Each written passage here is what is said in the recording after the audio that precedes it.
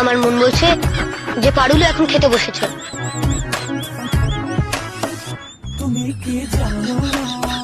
Simon, আমি খাচ্ছি, তুমিও খাও। পারুল, আমি খাচ্ছি, তুমিও পেট ভরে খাও। কি মিল, কি মোহব্বত। আহারে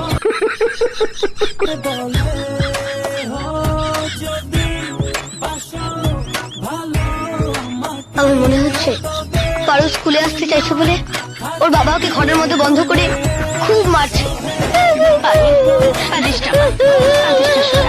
কেঁদো না, কেঁদো না পারুল, তুমি কেঁদো না। আমার কাছে আসতে তোমায় কেউ আটকে রাখতে পারবে না।